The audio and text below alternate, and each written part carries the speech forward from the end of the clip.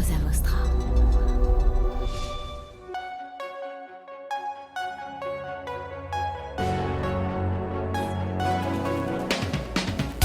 Bienvenue dans Mediarama, le podcast qui explore la galaxie des médias. Ici, nous partons à la rencontre de celles et ceux qui façonnent les contenus, les usages et les stratégies de demain. Je suis François Desfossés, cofondateur de Cosa Vostra, agence de conseil tech et créative. Nous accompagnons les médias dans leur transformation digitale. Contactez-moi sur mediarama@cosavostra.com, sur LinkedIn ou sur notre site cosavostra.com.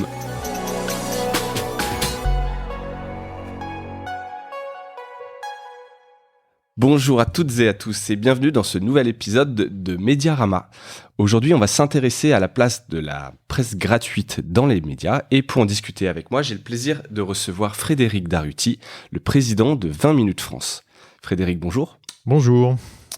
Avant de parler un peu de toi et de ton parcours, je voudrais juste resituer un peu dans le contexte 20 minutes. 20 minutes, c'est tout simplement le quotidien le plus lu de France. Oui, tout à fait. J'avais glané quelques chiffres sur Internet. Tu vas me dire s'ils sont toujours d'actualité. D'ailleurs, 18,5 millions d'utilisateurs chaque mois, en comptant évidemment tous les supports print, mobile, tablette. Donc ça, c'est le numérique, oui, tout à fait. Voilà. C'est Médiamétrie qui dit ça. Donc, deuxième derrière le Figaro en termes d'utilisateurs, de groupe Figaro. Je ne sais pas si c'est toujours dans ce palmarès le cas. Oui, c'est le cas. Alors, c'est l'audience mensuelle. Moi, j'aime bien regarder l'audience quotidienne parce que, comme tu le précisais, on est un quotidien et sur le numérique, ça compte encore plus et ça a encore plus de valeur d'un point de vue média. Donc, on regarde beaucoup notre positionnement chaque jour en termes de visites, de pages vues et de visiteurs uniques. Et ça nous positionne en effet dans le top 3 de manière assez régulière. Ça bouge tous les jours et tous les mois, mais c'est notre position. Donc une marque puissante et donc bien suivie. Et donc tu disais donc c'était plutôt sur le numérique, sur le print. J'avais noté une diffusion de près d'1 million d'exemplaires. Alors en tout cas avant la crise sanitaire, je vais faire effectivement non pas une moue, mais ça a forcément changé. Ça, on va y revenir dessus. Mais ce que je veux dire, c'est que voilà, ça reste le quotidien le plus lu de France, avec une puissance et donc hyper visible, notamment sur le digital. Donc toi, ça fait 2 ans que tu es maintenant le président de 20 minutes et même arrivé dans le groupe 20 minutes en étant passé chez AOL, donc une espèce de dream team d'AOL qu'on voit un peu souvent dans le marché, des gens qui sont passés par là-bas, puis Prisma Media où tu as fait une belle partie de ta carrière, notamment aussi chez Cerise. Et enfin, chez 20 minutes, qu'est-ce qui, en quelques minutes, l'idée c'est parler surtout de 20 minutes et de la presse, mais quand même pour comprendre un peu toi, ce qui drive ta carrière. J'imagine que tu étais bien chez Prisma, 20 minutes. Je vais pas dire que c'est des vrais, peut-être d'autres types de challenges. C'est quoi tes apprentissages? Qu'est-ce qui a drivé un peu ton parcours pour arriver chez 20 minutes?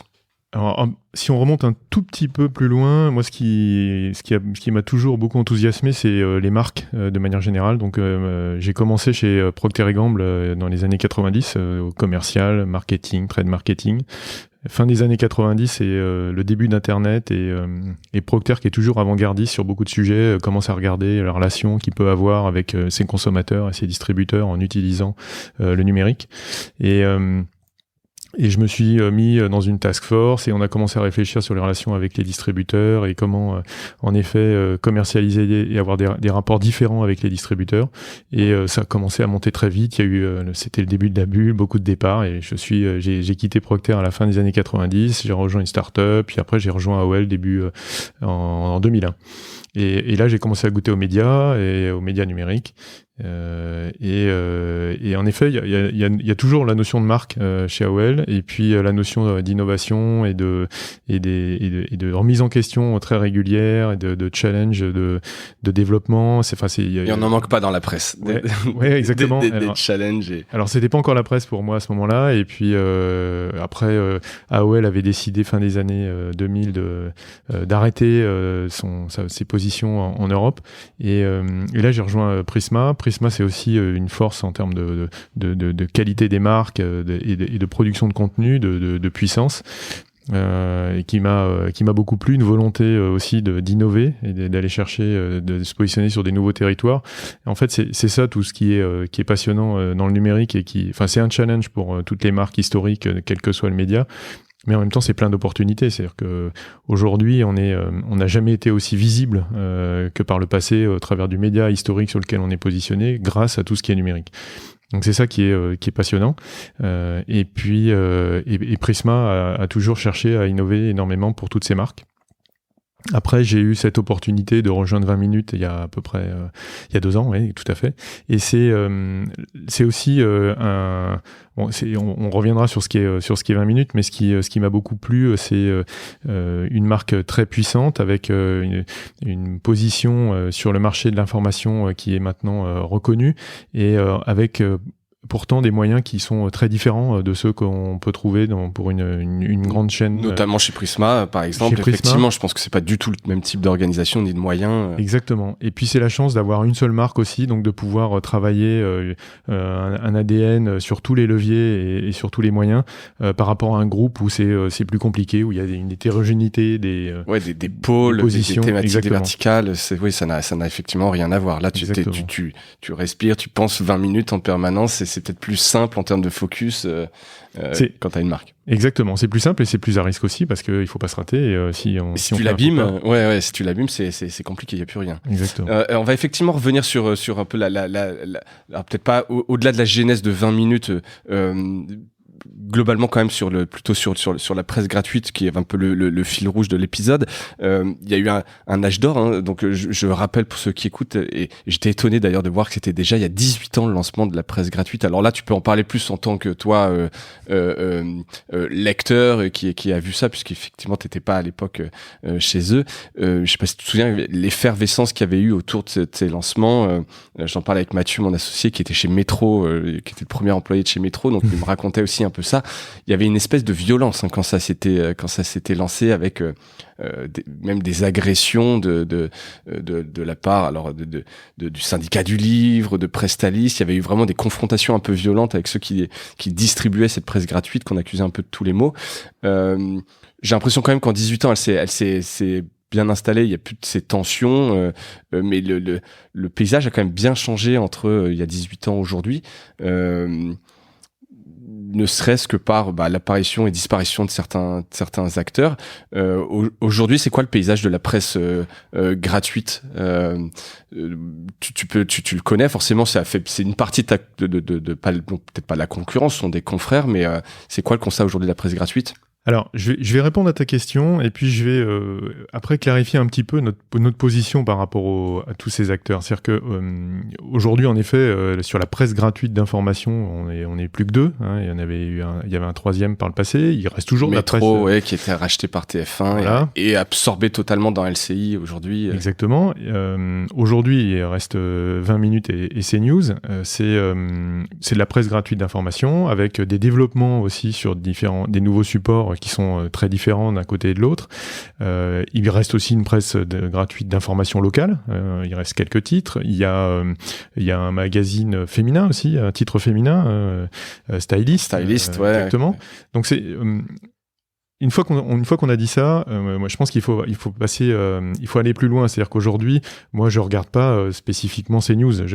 Mes attentions sont portées sur Le Figaro, Le Monde, BFM, France Info. Aujourd'hui, ce sont les titres d'information qui sont ma préoccupation et je regarde et où je cherche à innover et à me positionner et pas nécessairement par rapport au modèle économique.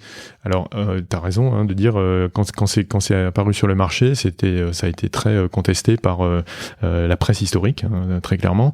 Et pourtant, on l'a vu encore plus au moment du confinement en ce début d'année. Les médias vivent de la publicité sur tous les supports et finalement, il y a que la presse gratuite qui est un pan de revenus.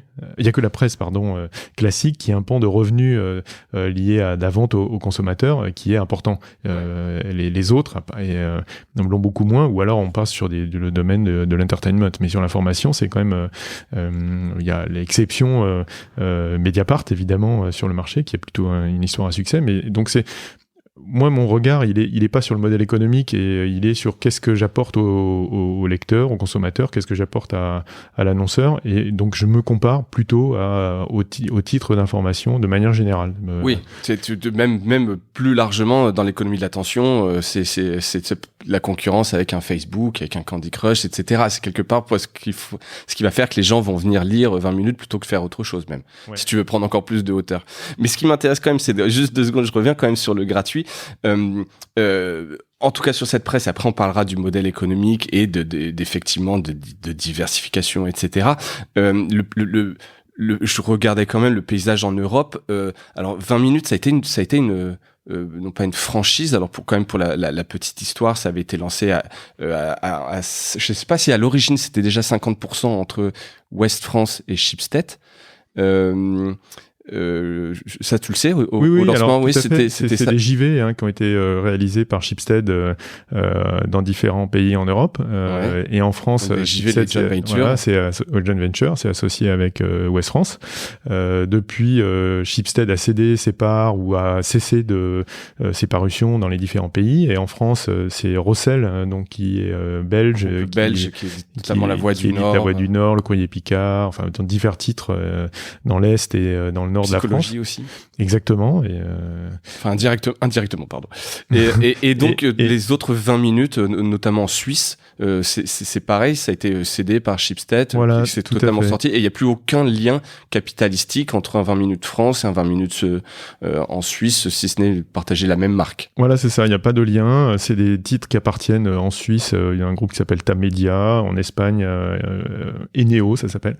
Donc, on se connaît, on échange. C'est pas on n'a pas la même taille et les positions ont un peu évolué. Maintenant, il y a toujours le même principe de contenu gratuit, d'information et de développement qui s'accélère évidemment sur tout ce qui est numérique. Digital, ouais, forcément, effectivement.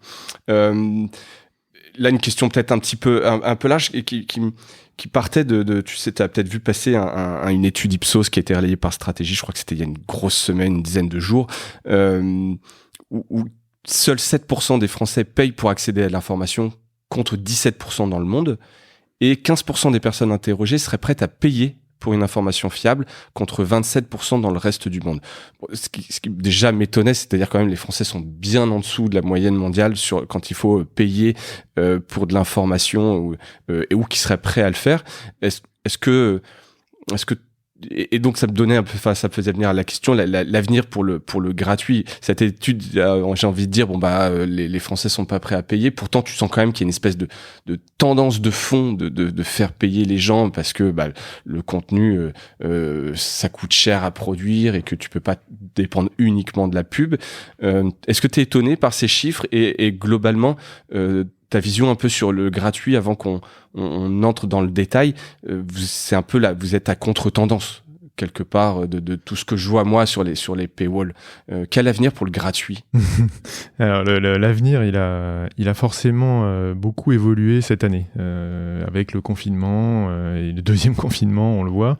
Oui, je pense que il y a une éducation à faire de la part des titres d'information sur leur contenu, de manière à se distinguer de ce que peuvent produire d'autres marques moins reconnues et avec des moyens et des journalistes peut-être moins réputés, de manière à montrer la qualité de l'information qui peut être produite et faire la différence entre ce qui est un titre d'information et une plateforme.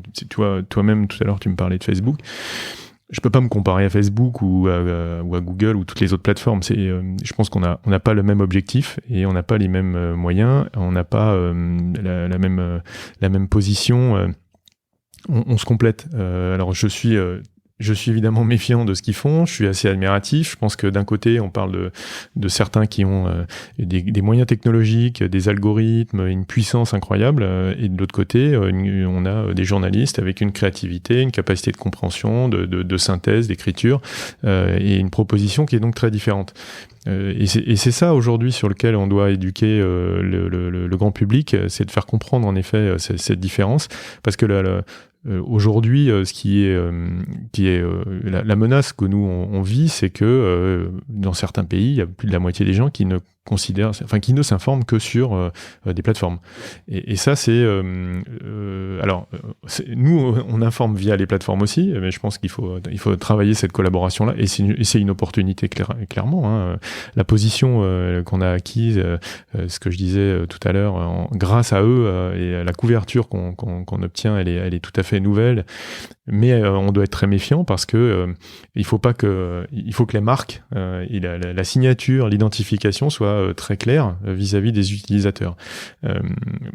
Et si je dis ça, c'est pas simplement c'est pas simplement pour exister ou par rapport à un message marketing, c'est que il y a une recherche de la part des lecteurs et des internautes d'un message spécifique.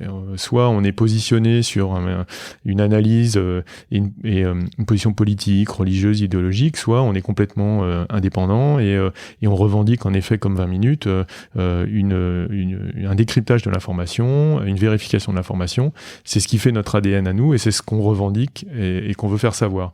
Donc on a besoin aujourd'hui de se positionner par rapport à ça, d'utiliser les plateformes et on pense aussi qu'il peut exister un modèle payant pour de la part du grand public pour lire ces contenus 20 minutes dans d'autres environnements qu'on est en train d'investiguer. Donc je pense que le modèle payant il existe aussi pour 20 minutes. On a été contraint d'accélérer là ces derniers mois et on va se positionner sur une proposition vis-à-vis du grand public en payant. Donc 20 minutes pourrait devenir payant, ce que tu me disais, ce qui est un peu une annonce, et donc c'est vraiment récent. C'est un grand changement de paradigme. Quand même, parce que alors pour rappeler, hein, mais c'est donc vous étiez sur le principe de 20 minutes, très lu dans tout ce qui est commuting, enfin les déplacements, etc.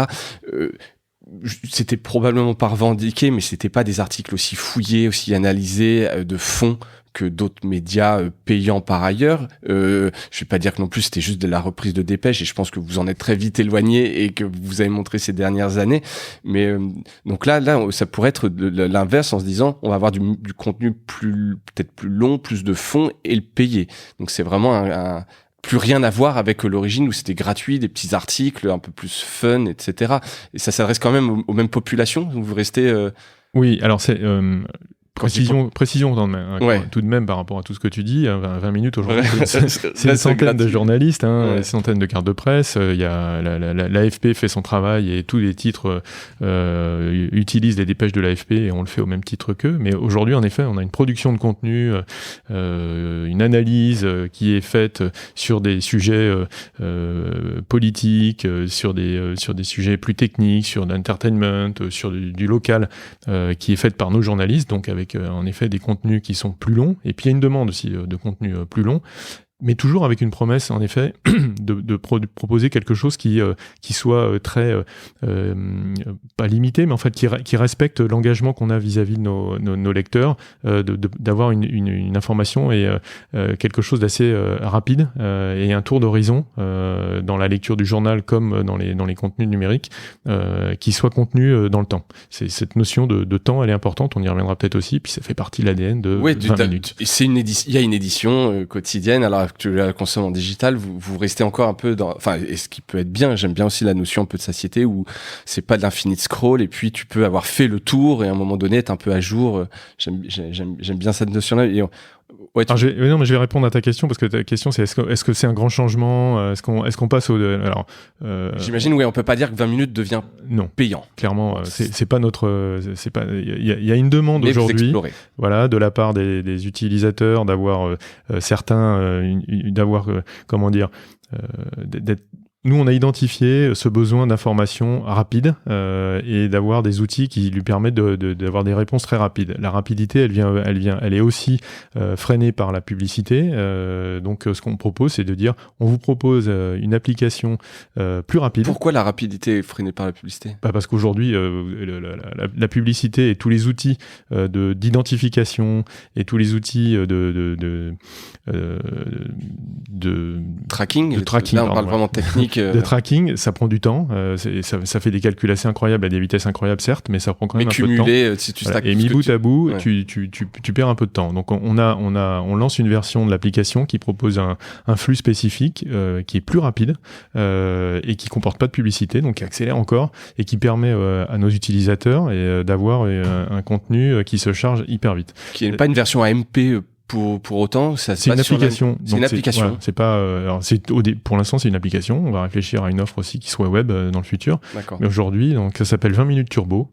Ça vient d'être lancé. On va l'annoncer là dans les jours qui viennent. Donc bon top. Merci pour l'exclu. Et puis ça va être intéressant de suivre ça. Je pense que voilà, c'est assez audacieux quand même de se dire voilà, de lancer une offre payante. Mais moi je trouve ça chouette, comme tu parlais un peu de s'adapter aussi un peu à des challenges. C'en est un, donc à suivre ça, et on va continuer un peu de parler de gratuit pour le moment, parce que ça reste je pense le gros de votre chiffre d'affaires. Le print, justement, est-ce que combien ça représente le print dans votre split de chiffre d'affaires? Je sais pas si c'est confidentiel. Non, le print par rapport au digital, etc. Ouais, c'est pas confidentiel. Alors je suis obligé de parler, de faire référence à 2019 parce que la 2020 c'est quand même très particulier. Oui. Historiquement, la situation de 2019 positionne le print à 62% de notre chiffre d'affaires, 62-63%. Donc ça compte pour beaucoup du chiffre d'affaires. Même si en fait le 37-38% numérique, c'est plutôt une belle performance. Je crois pas que beaucoup de titres d'information ont un niveau de revenus numériques de cette importance, avec cette répartition. Donc c'est très important. Et on voit en effet aujourd'hui, on a vu avec la Covid et le confinement, la nécessité d'exister et d'avoir une proposition sur les deux piliers qui sont le print et le numérique, parce que le print pèse pour beaucoup, pas seulement sur le chiffre d'affaires, mais aussi en termes de visibilité, d'existence, de complémentarité. C'est ce qu'on disait, c'est le paradoxe qui est quelque part, quand bien même il serait peu ou pas rentable le print, à un moment donné, si tu le coupes, tu te prives d'une visibilité dans le marché, plus difficile de convaincre des annonceurs, etc. Donc il suffit pas de regarder à la fin si c'est rentable le print pour prendre la décision. Il faut avoir une vision un peu plus macro que ça. Alors on est obligé, pardon. On est obligé de regarder quand même notre compte de résultats, et même à chaque jour, surtout en ce moment. Et prendre des décisions. Il y a 5 ans, je rappelle, vous aviez arrêté la diffusion du papier le mardi, et pendant les vacances scolaires. Donc il peut y avoir des ajustements à la marge quelque part, etc. En tout cas, tout à fait. Et ça nous a conduit. Après, on n'avait pas beaucoup le choix non plus au moment du confinement, du premier confinement, d'arrêter les parutions du journal. On n'avait pas le choix parce qu'il n'y avait personne dans la rue. Personne dans les métros, personne. Et puis on nous autorisait pas à le faire. Là, le deuxième confinement, on pourrait le faire aussi. D'ailleurs, CNews l'a fait. Ils ont arrêté de paraître. Aujourd'hui, on fait tout pour paraître. Et c'est très très juste en termes de compte de résultats, édition par édition. Mais c'est important. Il y a des annonceurs qui nous demandent. Et puis là, on a constaté aussi, on a vu un élan de la part de beaucoup de lecteurs qui nous ont dit on est ravis de vous voir et de vous retrouver. On n'a pas une relation comme d'autres titres qui sont avec des abonnés, et on a une relation qui se crée un petit peu au coup par coup, et en fonction des initiatives, en fonction des événements. Et là, on a vu des manifestations très positives de la part de lecteurs qui nous ont dit on est content de vous trouver, on est content de vous avoir dans cette période. Et on voit bien, en fait, finalement, si on fait écho à ta question tout à l'heure, la complémentarité en termes de couverture qu'on peut apporter sur un marché. Et on se bat pas avec les mêmes titres. Enfin, on se bat pas auprès des mêmes lecteurs par rapport à la presse payante. Donc, on est clairement, et on a cette position qui est vérifiée, qui est mesurée. On est présent dans les grandes villes, d'abord, et on est présent surtout auprès d'une population plus jeune. Et on voit qu'il y a une vraie demande auprès des populations 18-30, auprès desquelles on a une surcouverture sur le marché. Donc c'est cette demande-là. Vous êtes une presse de jeunes. Clairement, c'est un contenu de jeune. C'est un modèle de lecture. Et en plus, je pense que c'est... moi qui ai des enfants entre 18 et 22 ans, le sujet de la lecture est fondamental et de l'information. Et je pense qu'on a une vraie opportunité aujourd'hui d'avoir une proposition de lecture au-delà de tout ce que le numérique peut apporter, dans un format papier, structuré, avec un temps délimité, qui soit un engagement aussi pour cette population. Et dès 18 ans, et au fur et à mesure de la maturité, les jeunes populations ont un devoir aujourd'hui de rester informés, et c'est quelque chose sur lequel on parie, nous. Ouais, je suis assez d'accord, j'en parlais avec Anne-Sophie Novelle. Je pense qu'il y a aussi un devoir du lecteur aussi effectivement de s'informer, de vérifier ses sources, et ça devrait s'apprendre à l'école. On n'en parle peut-être pas assez. Je ne sais pas si vous avez des initiatives avec l'éducation, s'il y a des choses à faire là-dessus, mais je pense qu'on est assez peu cultivé là-dessus en France. On est peut-être sur un héritage où on lisait, je sais pas, les journaux qu'il y avait chez nos parents, sauf qu'en fait aujourd'hui il y en a plus, et tout le monde est sur Internet, et je pense qu'il manque cette culture. Je pense qu'il y a un contrat, il y a un échange à avoir avec l'éducation, et on a des relations déjà avec les écoles, puis c'était un sujet en termes de recrutement aussi pour nous. On essaie d'aller un peu plus loin maintenant, et d'aller dans des tranches d'âge un petit peu plus jeunes pour montrer, en effet, pour faire une éducation aux médias. Mais beaucoup de groupes parlent de ce sujet-là. Et on a une opportunité, nous, 20 minutes, en effet, c'est que le contrat de lecture, les sujets abordés, le temps qu'on propose correspond vraiment à des attentes qui peuvent de cette tranche d'âge. On pourrait imaginer un 20 minutes junior, donc gratuit, distribué dans les collèges, lycées, écoles. Alors après, je pense qu'ils aimeraient peut-être pas forcément ce type de partenariat, parce que forcément, si c'est gratuit, ça devrait être lié à de la publicité. Mais il y a eu des initiatives, il y a des projets comme ça? Il y a certainement eu des initiatives, il y a eu beaucoup d'initiatives par rapport à des cibles spécifiques. Aujourd'hui, nous, la production de 20 minutes, elle est vraiment réfléchie par rapport à la population 18-30. D'accord, donc c'est quand même câblé là-dessus. Exactement, c'est notre sujet, c'est ce sur quoi on est reconnu. On a une surcouverture aujourd'hui lisible dans Médiamétrie sur cette tranche d'âge. Donc et d'ailleurs, on a aussi créé depuis plusieurs années un panel qui s'appelle Moi Jeune, qui regroupe à peu près 5000 18-30 qui se sont inscrits, qui nous ont donné leurs coordonnées, et qui nous permet de les questionner de manière très régulière, même tous les jours, sur des sujets d'actualité ou au travers d'études qu'on conduit avec Opinionway. Donc c'est certifié après en termes c'est redressé par rapport à des représentations, et on étudie soit pour nous, soit pour des marques, des sujets qui concernent les jeunes, et on réalise aussi 2 fois par an des grandes études qu'on présente au public. On fait une édition sur justement la perception des jeunes de cette population par rapport à des sujets de société, que ce soit le pouvoir, la confiance, l'argent, et c'est vraiment passionnant parce que 20 minutes a créé cette proximité où cette population-là se livre assez facilement, parce qu'on a quand même leurs coordonnées téléphoniques. On les contacte. Alors il y a un contrat et on fait pas n'importe quoi. Ouais, non, j'imagine bien. Mais en tout cas, vous les contactez par les codes, par leurs codes, etc. Et il y a un groupe Facebook. Il y a des moyens aujourd'hui d'utiliser et de comprendre cette population qu'on a mis en place, à la fois pour nous, pour notre rédaction, mais aussi on le fait pour des... Posez pas uniquement sur votre intuition, quoi. Vous vérifiez quasiment au quotidien. Un peu ce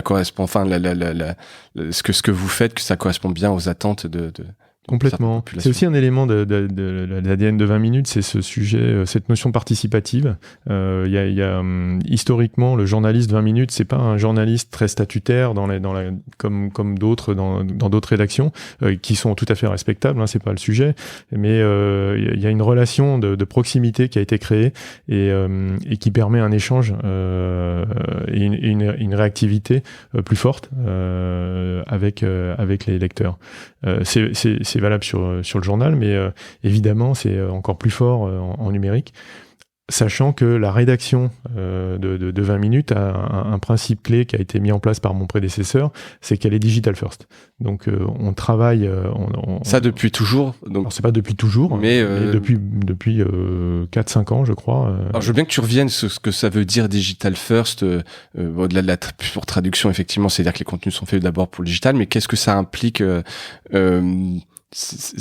en termes de production par rapport au print, l'édition, bouclage, juste comment ça se passe la digital first chez 20 minutes? Ça veut dire qu'on a une rédaction qui travaille à 100% pour les supports numériques, d'accord, et on a une équipe d'éditeurs qui travaille pour la réalisation du journal à partir de l'après-midi, pour l'impression dans la nuit et la diffusion le lendemain matin, et qui en fait travaille à une proposition liée à tout ce qui a été produit par les journalistes pour en faire une synthèse et donc dans des formats qui soient adaptés évidemment au print, mais tout ce qui a été réfléchi. Toutes les conférences de rédaction, tout est fait pour le digital. En fait, c'est une espèce de reverse publishing où une petite équipe regarde ce qui a presque marché sur le digital la journée pour choisir et éditer, pour avoir un peu cette hiérarchisation de l'information dans le print. Exactement. Et en proposer une synthèse. C'est une synthèse. Hein. On choisit un format qui permet. Enfin, on doit s'adapter à un format en effet qui est contraint, hein, le journal, qui a un nombre de pages finies, un demi-tabloïd. On doit respecter notre promesse de 20 minutes. Hein. Donc mais initialement, la rédaction travaille sans limite, puisque c'est ça qui est intéressant, le numérique est sans limite. Et puis on travaille aussi beaucoup, et c'est ça dans la notion de digital first, avec les différentes plateformes et les différents formats qui doivent être produits pour toutes les plateformes. Ouais, ça va, il pourrait revenir juste après sur l'innovation. Déjà, tu parlais de ton prédécesseur, c'était Olivier Bonsard, c'est ça tout à fait. Qu'on salue, qui avait mis donc ça en place. Sur les visiteurs dont tu parlais, parce qu'effectivement, comme ils sont pas abonnés, a priori, tu dis que t'as pas forcément besoin de te loguer non plus chez 20 minutes. Ce qui m'intéressait là de voir, c'est un peu votre rapport à la data, au login, qui est un grand sujet chez les éditeurs. Tu le sais, j'en parle avec pas mal. J'ai vu que vous aviez mis en place Passmedia. Donc Passmedia, pour ceux qui ne connaîtraient pas encore, c'est une initiative des éditeurs français, notamment portée par le Geste, qui permet un peu de mutualiser la connexion. C'est-à-dire que quand quelqu'un se crée, j'illustre l'usage, mais quand quelqu'un se crée un compte une première fois sur l'équipe, qu'il arrive derrière chez 20 minutes, quelque part, vous le reconnaissez et vous recevez je crois que c'est l'email, hein, la seule data qui est commune, et c'est censé un peu favoriser la création de comptes chez les éditeurs et puis avoir une meilleure expérience utilisateur, justement pour l'utilisateur final. Alors plusieurs questions là-dessus. Quel accueil de Passmedia de vos, je sais pas depuis combien de temps vous l'avez mis en place. Est-ce que c'est un enjeu critique chez vous? Bon, je pense connaître la réponse avec tout ce dont on discute, mais j'aimerais bien voir un peu comment ça évolue chez vous là-dessus. Est-ce que vous envisagez d'autres SSO? Parce que je sais qu'un peu il y a non pas des batailles, mais il y a plein de SSO. Hein. Il y a Apple Connect, il y a Google, il y a Facebook, il y a maintenant Passmedia, d'autres acteurs, Prisma, chez qui tu étais dans un poste précédent, qui a aussi une superbe solution qui le pousse pas mal dans le marché. C'est un enjeu chez vous? Oui, bien évidemment. C'est-à-dire que on a toujours historiquement travaillé un accès facile et rapide, et donc le login n'a pas été un sujet pendant longtemps. On va pas se voiler la face, et on a plutôt favorisé notre visibilité. Voilà, c'était on a une audience, hein, pour être très transparent, hein, qui est composée d'un tiers SEO, un tiers social, un tiers direct, on va dire. Le modèle de la data tel qu'il pouvait être pratiqué et tel qu'il est encore pratiqué jusqu'à l'année prochaine peut s'appuyer sur des data tierces en publicité. Donc le cookie, voilà, cookie tiers, c'est-à-dire quand quelqu'un arrive chez vous, il vient avec son petit cookie, vous pouvez voir d'où il vient, qui il est, etc. Voilà, et donc on peut cibler avec une autre donnée que la nôtre. Dans le futur, ça sera pas possible. Donc on a évidemment depuis 1 an ou 2 commencé à réfléchir à des alternatives. Alors il y a pas mal de sujets sur lesquels on se positionne, où on teste et on apprend. D'abord dire chez nous, faisons en sorte que les utilisateurs se loguent, on les identifie, et c'est ce qu'on a initié avec. Qu'est-ce que vous promettez à quelqu'un qui se logue chez 20 minutes, parce que comme tu le disais, vous, je provoque d'un raisonnement basique, mais vu que vous êtes sur de l'affichage publicitaire, t'as pas intérêt à avoir une barrière à l'entrée. Donc créer un compte, c'est une petite barrière quelque part. Donc qu'est-ce que tu promets derrière comme cadeau, comme avantage, comme usage à se loguer? Alors le premier sujet, c'est la personnalisation. Aujourd'hui, on a quand même en termes de contenu ou en termes de propositions quelque chose d'assez large. Et ce qu'on propose, c'est de pouvoir personnaliser sa plateforme, qu'elle soit dans l'application ou sur le web.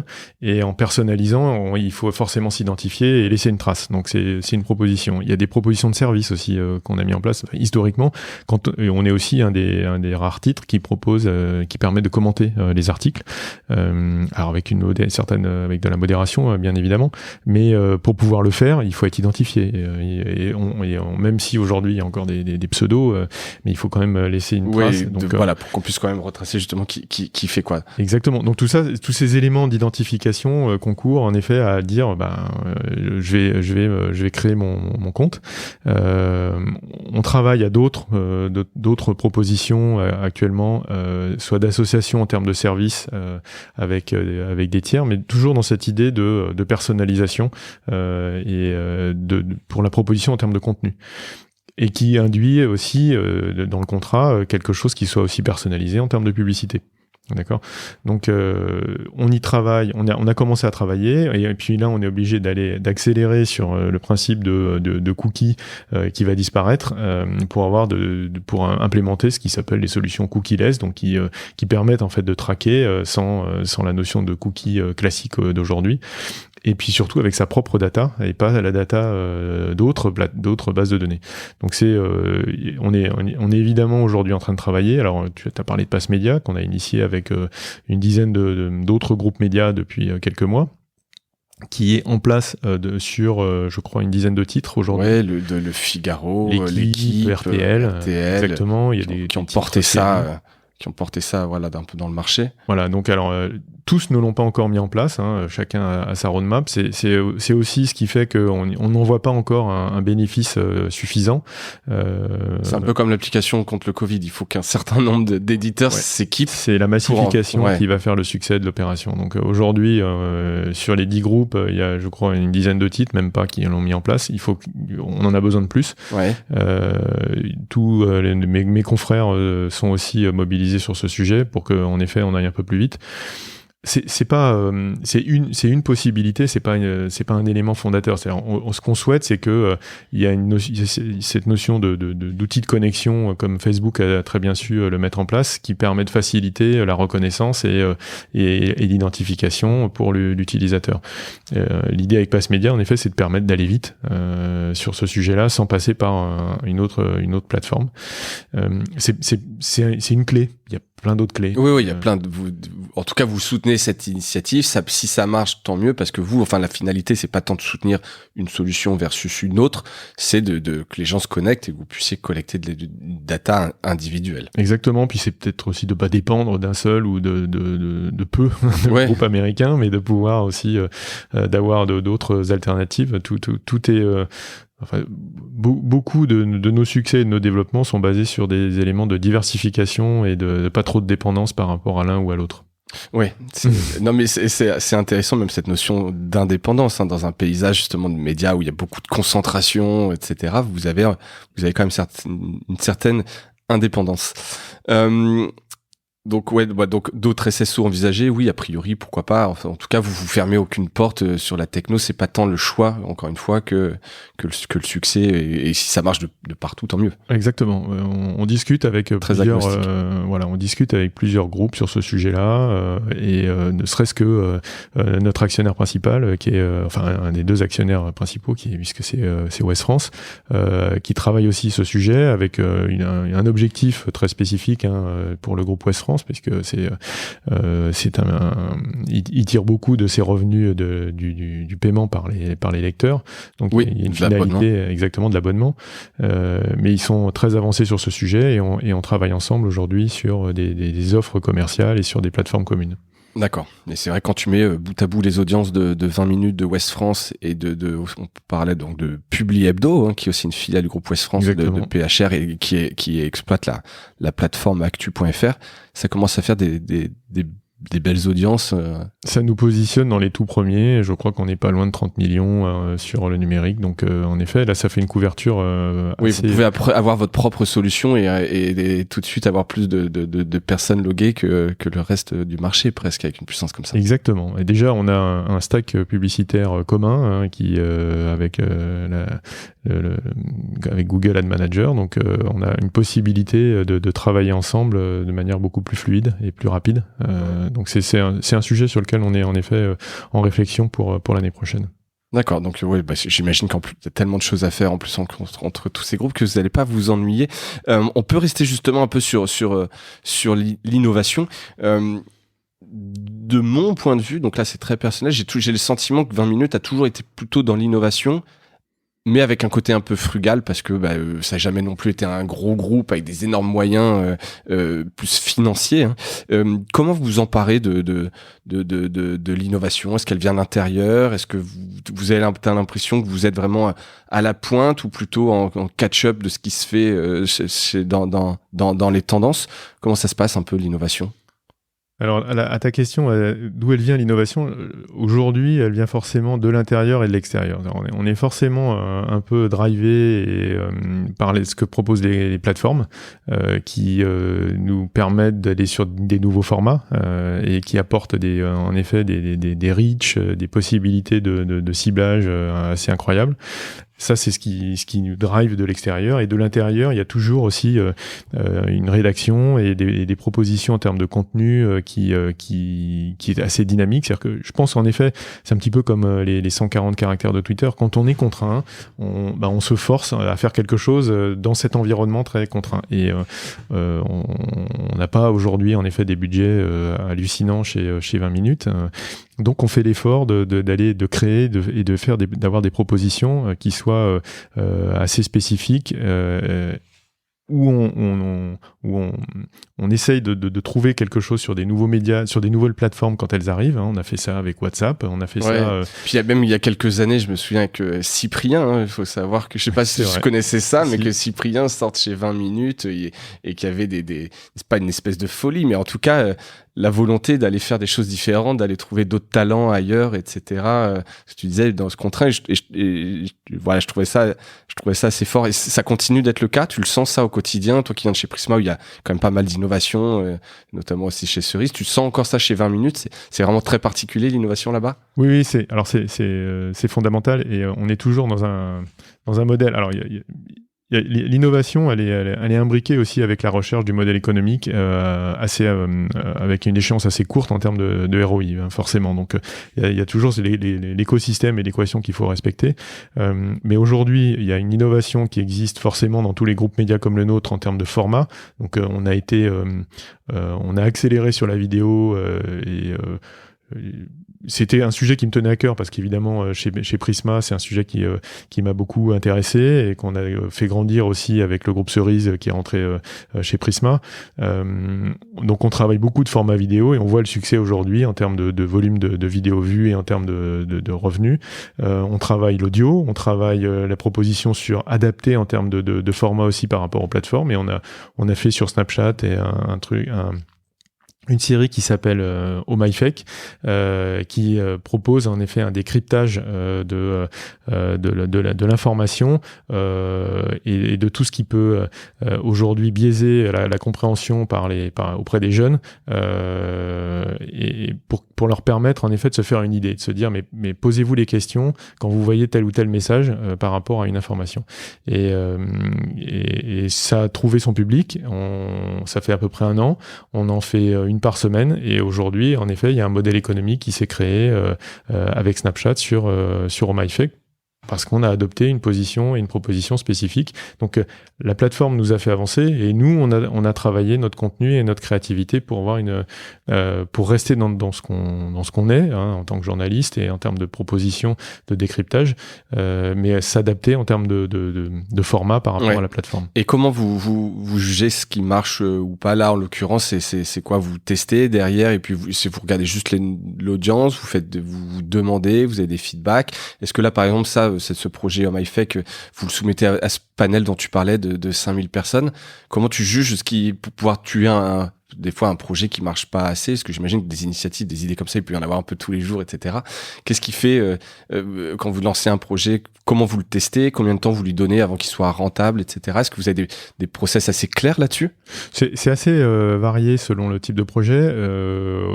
On teste de toute façon tout ce qu'on fait auprès des différents panels, que ce soit le panel Moi Jeune ou des panels de lecteurs.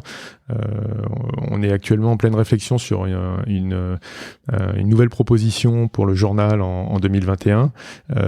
On fait des tests sur les sujets, on fait des tests sur le format, sur la maquette, auprès de groupes, et ça se fait sur WhatsApp, ça se fait sur des plateformes en effet qui permettent d'avoir des retours assez rapides, et qui permettent.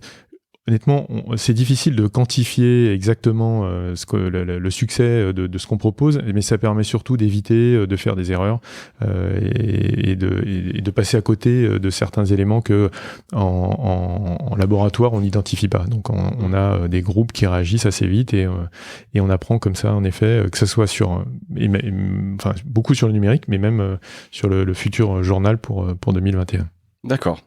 En parlant justement du site, j'ai l'impression, donc c'est toujours par rapport à l'innovation, que le site n'a pas énormément évolué ces dernières années.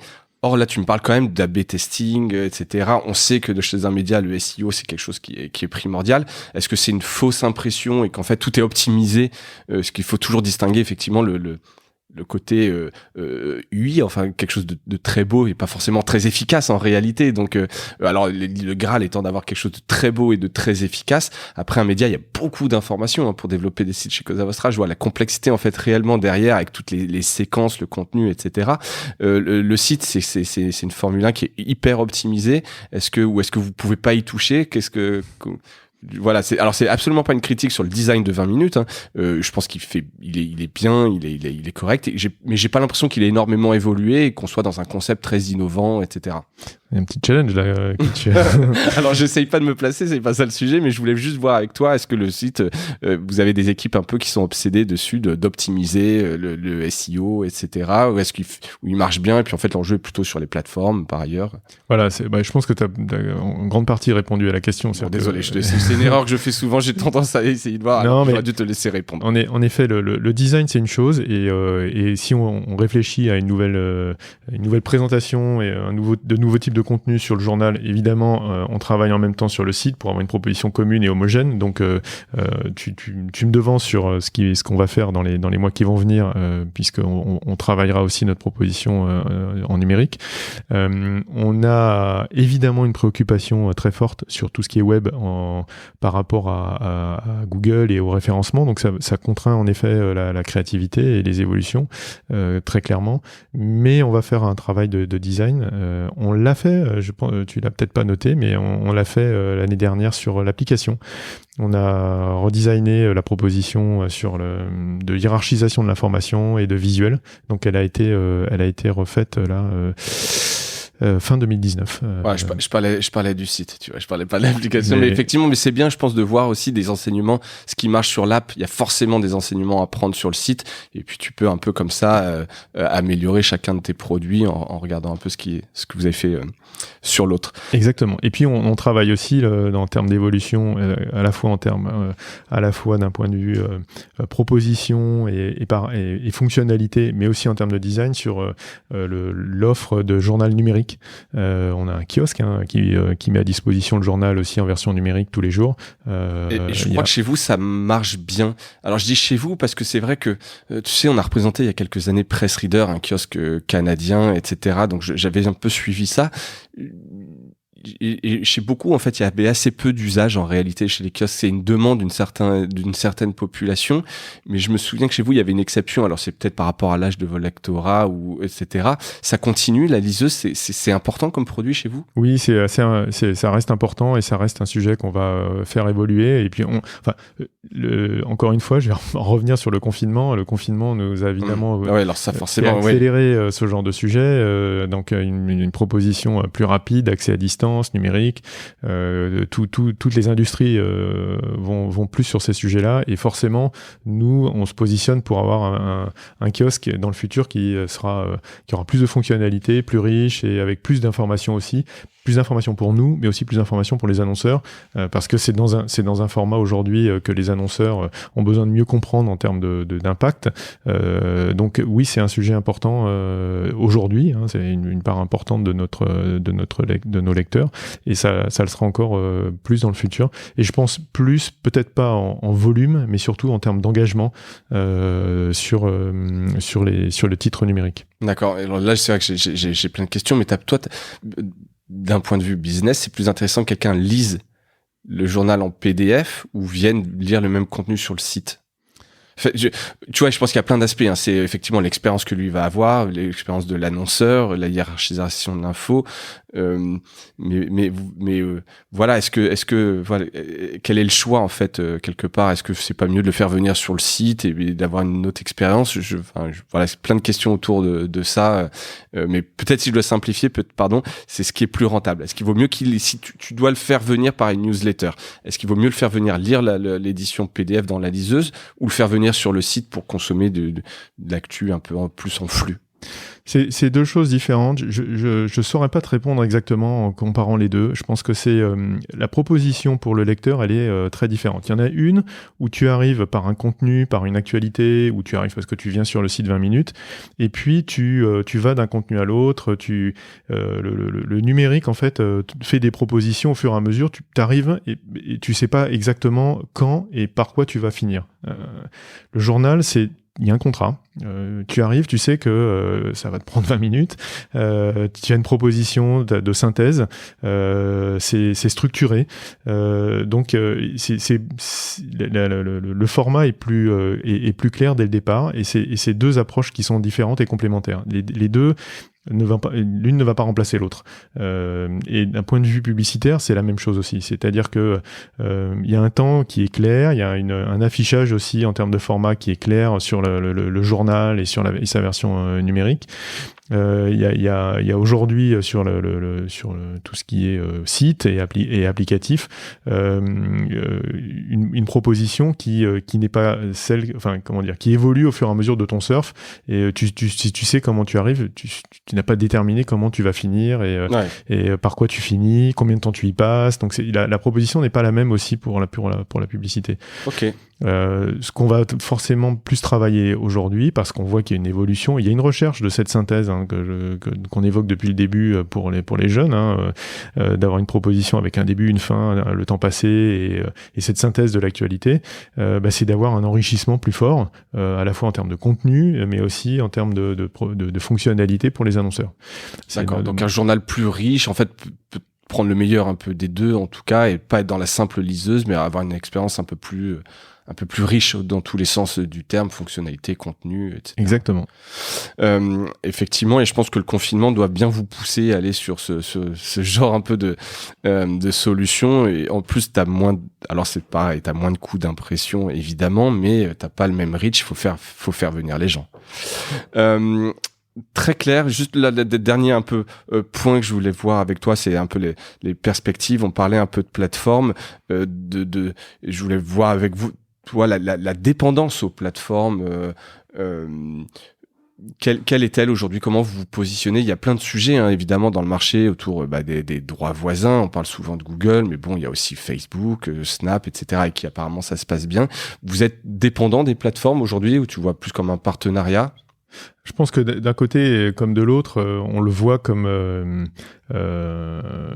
une relation, une collaboration à mettre en place, même de leur côté, où on n'a pas exactement la même lecture du lecteur, de l'utilisateur, on n'a pas les mêmes moyens.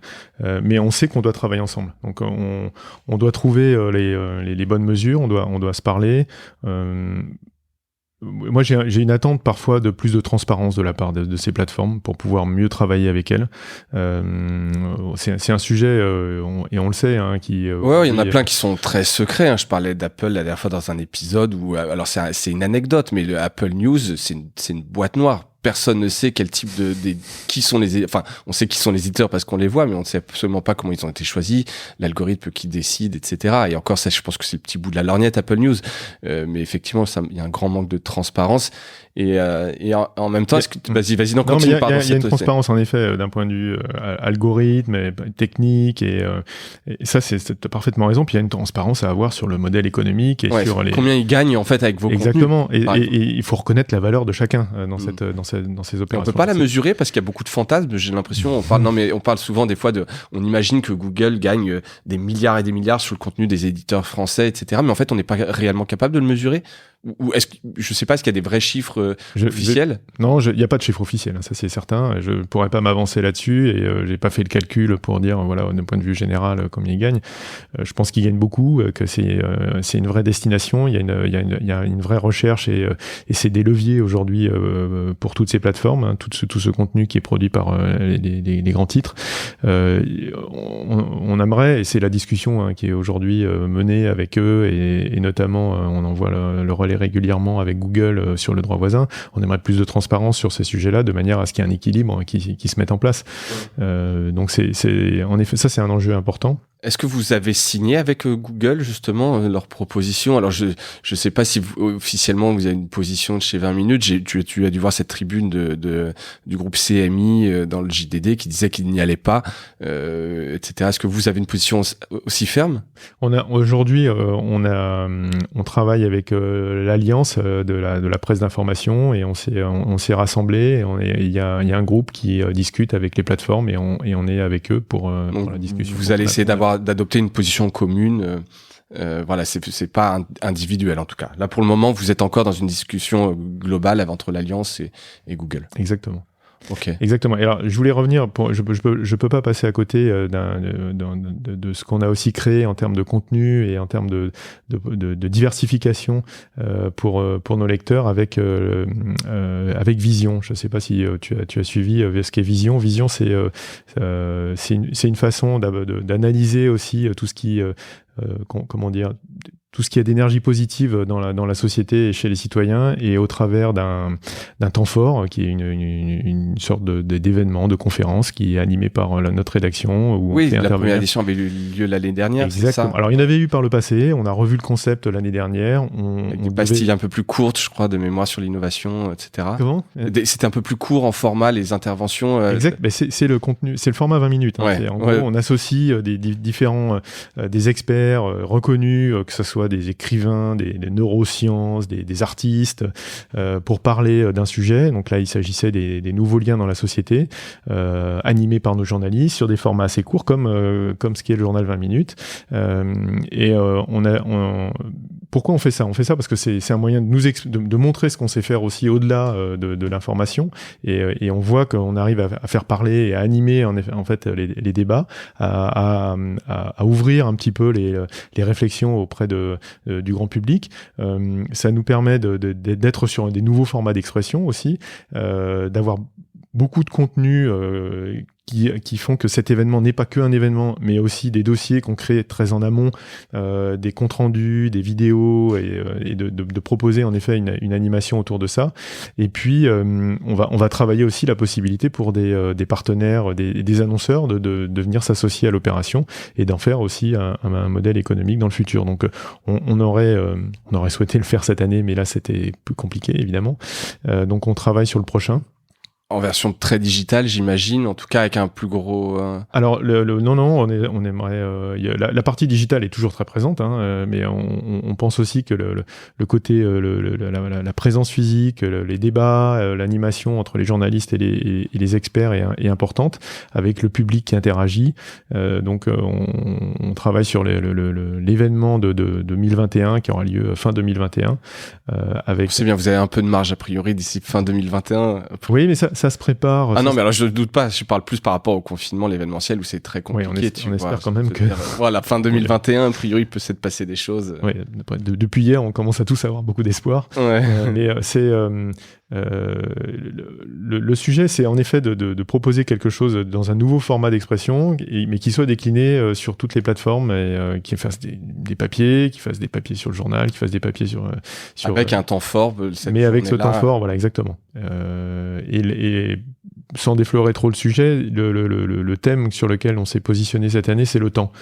Le temps, c'est quelque chose qui tient à cœur à 20 minutes, hein, comme sa marque l'indique, mais c'est aussi un sujet qui finalement est au cœur de beaucoup de préoccupations de nos citoyens, des médias de manière générale.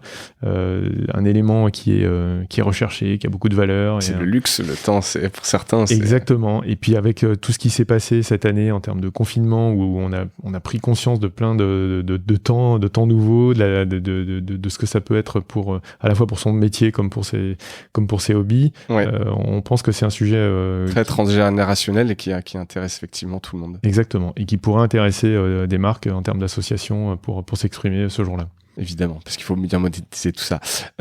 Super, écoute, merci. Tu as raison d'en parler, parce que c'est un bel événement dont on avait parlé. Je ne sais pas s'il est rentable aujourd'hui, cet événement-là. Si tu le prends dans son ensemble, comment ça s'est passé? C'était la première édition physique? Alors, la première édition, nous, on a cherché à se faire connaître. C'était plus une offre de branding, de visibilité, voilà, et d'expression de la rédaction. Donc, on n'a pas nécessairement cherché la rentabilité. Dans le futur, en effet, on cherche à le rendre rentable pour... dès l'année prochaine, pour en faire quelque chose qui puisse pas seulement se faire one shot sur Paris, et on a des réflexions, comme on a des implémentations en province avec la déclinaison du journal sur les 10 grandes métropoles au-delà de Paris, c'est d'en faire aussi des événements régionaux dans la mesure de ce que chaque ville peut proposer, mais donc on va pas industrialiser, mais on cherche à dupliquer dans un format adapté cet événement Vision aussi. Ouais, au-delà de Paris. Bah oui, si vous avez déjà des équipes, un peu des éditions locales, effectivement. Ouais, petit aparté sur ces éditions locales, c'est vrai que historiquement, donc vous l'avez, on le sent pas encore forcément beaucoup, je trouve, sur le site, le côté local, édition locale. Je sais pas si vous préparez des choses. Alors, je pense que Vision peut peut-être aider par rapport à ça. Est-ce que c'est une de vos futures batailles? Tu sais, l'info locale, elle est souvent vue comme une info qui a moins de concurrence, il y a beaucoup d'appétence pour cette info locale. Est-ce qu'il y a des futures innovations ou batailles chez 20 minutes autour de ces abonnements locaux ou de la presse locale? Oui, c'est un deuxième challenge que après le site que tu trouves. Non, mais voilà, j'essaie un peu d'être poil à gratter, peut-être pas, mais en tout cas voir ce qui vous intéresse, ce qui vous drive aussi. Oui, le local, ça fait partie de l'ADN de 20 minutes. Hein, si on se résume, l'indépendance, le participatif, le local, et on est présent dans 10 grandes villes. Alors c'est un multilocal, hein, c'est en gros, on n'est pas partout, sauf en numérique, on a la chance de pouvoir être partout.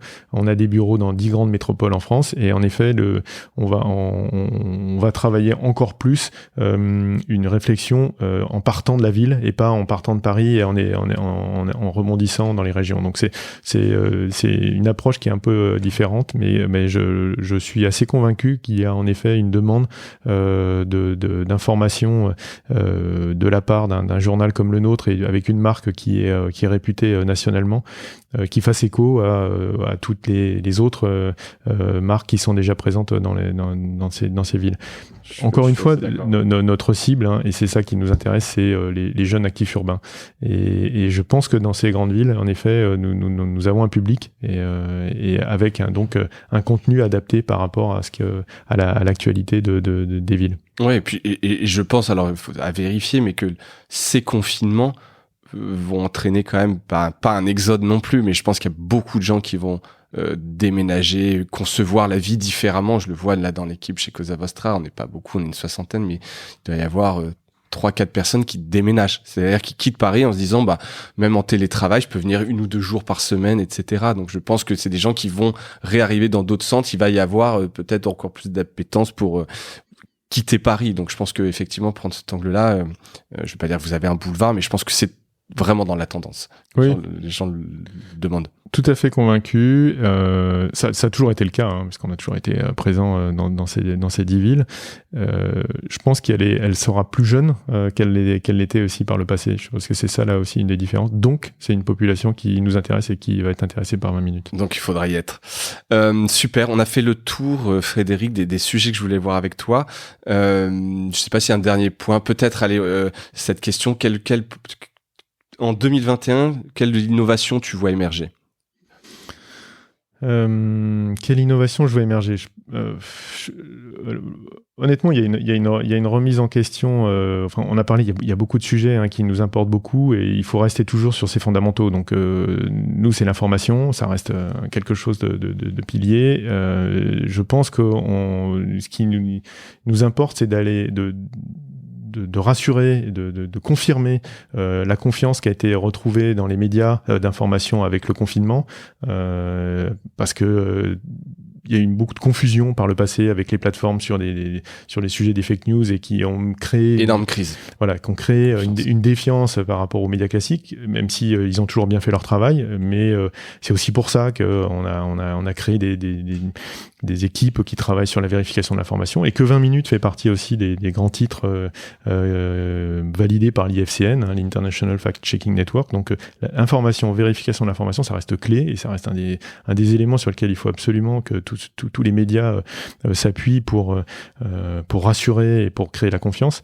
De notre côté, on va travailler un peu plus des verticales et des sujets qui sont dans les préoccupations des Français aujourd'hui, comme c'est peut-être un peu c'est évidemment très répandu avec tout ce qui s'est passé récemment, mais tout ce qui est développement durable, la société, la non-discrimination, et je pense qu'on a beaucoup de sujets à travailler sur cette partie contenu. Et forcément, il y a un travail en parallèle qui doit être mené en termes de format, d'expression, pour correspondre à tout ce qui se fait sur les différentes plateformes. Et nous allons aussi avancer sur ces sujets-là pour être présents sur toutes les plateformes, et que ça soit en contenu écrit, vidéo ou audio. Peu importe la forme. Voilà, c'est s'emparer de nouveaux sujets et puis les adapter aux formes attendues par les plateformes. Exactement. Ce que les gens veulent consommer. Et puis voilà, et donc nouvelle expression numérique, mais j'ai un peu défloré le sujet, forcément aussi un nouveau format en termes de journal à partir de l'année prochaine.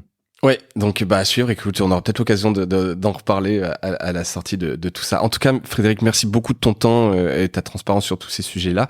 Je sens que tu t'es pas ennuyé ces 2 dernières années. Je pense que c'est pas parti pour s'arrêter. C'est pas parti pour s'arrêter. T'as quand même pas mal de challenges et de projets sur la table. Merci à tous d'avoir écouté cet épisode jusqu'au bout. On se retrouve très vite pour parler d'autres sujets sur Mediarama. D'ici là, portez-vous bien. Merci d'avoir écouté cet épisode de Mediarama. J'espère qu'il vous a plu. Si c'est le cas, abonnez-vous pour ne rater aucun épisode, parlez-en autour de vous et laissez-moi un commentaire sympathique sur Apple Podcast, ça m'aide à remonter dans les classements. N'hésitez pas non plus à le partager autour de vous, chaque nouvel auditeur intéressé est une victoire. Si vous avez besoin d'un accompagnement tech et créatif, que ce soit pour votre stratégie de présence en ligne, la refonte de votre site ou encore l'obtention d'une subvention, n'hésitez pas à me contacter à l'adresse mediarama@causavostra.com. À bientôt!